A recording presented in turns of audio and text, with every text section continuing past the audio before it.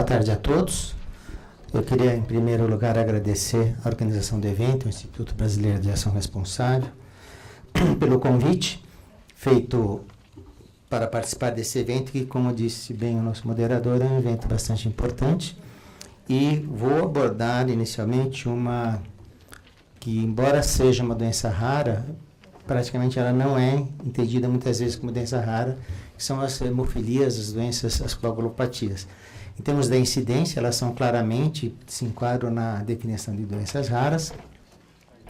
E o que talvez tenha de diferente é que, felizmente, já existe alguma estrutura já montada dentro da área da saúde, já há alguns anos, de atendimento e de fornecimento dos medicamentos, que são medicamentos de alto custo, altíssimo custo. Eu vou mostrar para vocês ao final os valores que o Ministério da Saúde tem despendido nessa questão. Isso aqui é só para demonstrar essa questão são um conjunto de doenças, né, hemorrágicas, que são resultantes de uma deficiência, ou do tipo ou da quantidade de algumas proteínas, que são os fatores de coagulação. São diversos fatores de coagulação. Os mais comuns são as deficiências de fatores 8 e fatores 9. O fator 8 é a assim chamada hemofilia A, tipo A, e o fator 9, a hemofilia B. Né? Aqui vocês podem enxergar que isso são doenças de transmissão realmente genética, né? No caso das hemofilias, tanto A como B, esses genes que estão com defeito ou faltando, são ligados ao cromossomo X. Portanto, a incidência é massivamente para homens. As mulheres teriam que ter os dois cromossomos X afetados para que pudesse ser. Então, existem casos, sim, mas eles são muito, muito, muito incomuns. Aqui também é só falando um pouco da prevalência das coagulopatias. No caso da hemofilia A, que é a deficiência do fator 8, é de 1 para 5 mil para 1 para 10 mil nascimentos vivos do sexo masculino, que são mais de 80% a 85% dos casos. Na hemofilia B, 1 para 30 mil a 1 a 40 mil nascimentos também do sexo masculino. E tem a doença da família branca, é uma das variantes dessa, também ligadas ao fator 8, e de 0,3 a 1 caso por 10 mil da população, ou seja, estão bastante abaixo dos limites que são considerados pelo OMS para ser considerada uma doença rara, ou seja, são efetivamente doenças raras. Existem aqui nessa tabela, que não é necessário, a incidência, a prevalência de praticamente todas as outras coagulopatias. São dezenas, né, desde fator 1, fator 9, fator 8, fator 13 e diversos outros tipos de deficiências que podem levar a doenças do sangue, as coagulopatias. Por que coagulopatias? Porque elas afetam a coagulação do sangue. Essas deficiências fazem com que a coagulação do sangue seja prejudicada ou aconteça mal ou não aconteça. Então, são doenças da coagulação. Essa aqui é a distribuição das doenças. Nós temos hoje, eu vou falar um pouquinho, dentro de um sistema chamado Sistema Hemovida Web, praticamente catalogados todos os pacientes do Brasil que são, através dos hemocentros, coordenadores regionais e em todos os estados, temos praticamente todos os pacientes catalogados em termos da sua doença, do seu tratamento, porque todo o medicamento fornecido é fornecido pelo governo, né? E todos são de aquisição centralizada pelo governo federal e depois distribuídos para a hemorrede, a hemorrede pública. Então, nós temos no nossos arquivos 10.000, quase 10.500 pacientes com hemofilia A, 2.000 com hemofilia B, 8.600 com von Willebrand, que é bastante prevalente, e as outras todas quase 5.000. Temos um total de 26.000 pacientes catalogados no nosso sistema e são acompanhados individualmente em relação às suas patologias. Em relação à distribuição no Brasil, a maior prevalência é a região sudeste, né, seguida das regiões centro-oeste, nordeste e as demais. Então, também segue um pouco a distribuição populacional. Na questão da assistência, como eu estava falando, existe a hemorrede nacional, que é formada pelos hemocentros coordenadores dos diversos estados. Alguns estados têm mais de um hemocentro coordenador, pelo seu número e pela complexidade. Todas a hemorrede estadual, que aí essa administração, esse fornecimento de medicamentos diretamente ao paciente, são feitos através da hemorrede estadual e municipal, né? Aí existe uma situação em que isso é distribuído diretamente ao paciente, né? Pelos hemocentros, pelos laboratórios de hematologia, e esse medicamento é todo comprado centralmente e distribuído. Dentro das nossas atividades, obviamente, a questão de planejamento, coordenação da política, dentro da questão também de garantir acesso aos hemoderivados, então é importante, eu vou comentar mais adiante, é importante manter esses nossos sistemas atualizados para que a gente possa fazer a previsão de aquisição. Para vocês terem uma ideia, a aquisição de medicamentos nessa área tem que ser iniciada 11 meses antes do momento que o paciente tem que receber. Então, e a gente faz isso baseado em quê? Baseado nos consumos, baseado no número de pacientes que estão sendo catalogados, até porque não há muita margem pelo custo desses produtos para que se tenha grandes... Nós temos estoques reguladores, mas não há como fazer grandes estoques reguladores pela questão do custo. Então, 100% dos pacientes cadastrados recebem a medicação de forma gratuita através da rede SUS, e essa rede assistencial vinculada à hemorrede pública, ela é essa assistencial que faz essa catalogação, o tratamento, que faz o acompanhamento e a dispensação dos medicamentos. O sistema web coagulopatias, como eu estava comentando, ele tem o objetivo de sistematizar todas essas informações referentes aos pacientes e às coagulopatias e suas complicações, né? Então, existem, talvez não são da área, mas diversas situações clínicas de que são necessários um aumento expressivo de dosagem, quando há desenvolvimento de inibidores, que são anticorpos contra os próprios fatores que estamos administrando. Esse planejamento, essa aqui é a cara da tela do Hemovida Web. Nós temos insistido muito, apesar de nós sabemos que a hemorrede estadual, as hemorredes municipais, como tudo no nosso SUS tem dificuldades de ter pessoas e trabalho, e pessoas para poderem trabalhar, mas que sejam alimentados todos esses itens do nosso sistema.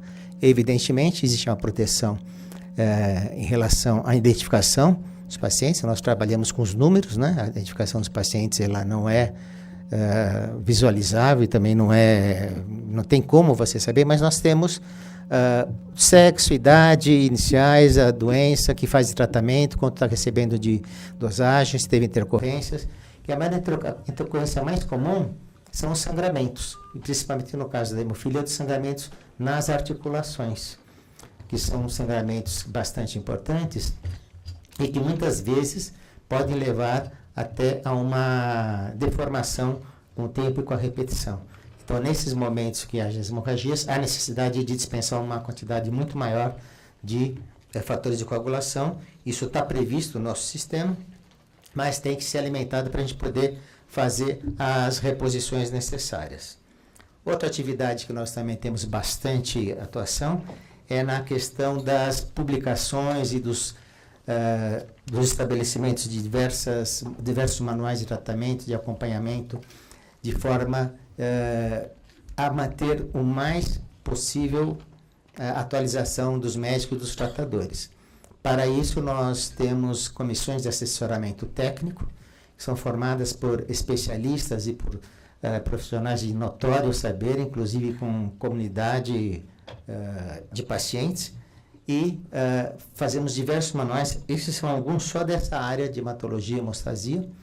Atualmente, nós já não fazemos mais a impressão física, né? São publicações digitais que estão disponíveis, pela questão de custo e até pela questão de facilidade de acesso.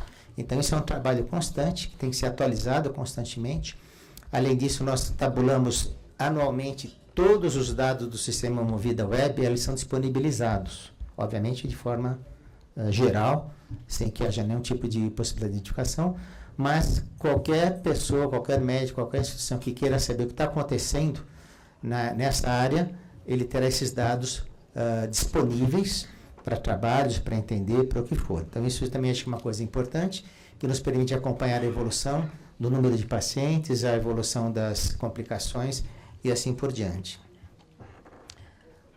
Aqui, vocês talvez não estejam vendo, mas mostra desde 2008 até 2018 a evolução do nosso orçamento para aquisição de medicamentos para coagulopatia. Então, vocês estão vendo que isso começou por volta de 300 milhões de reais em 2008.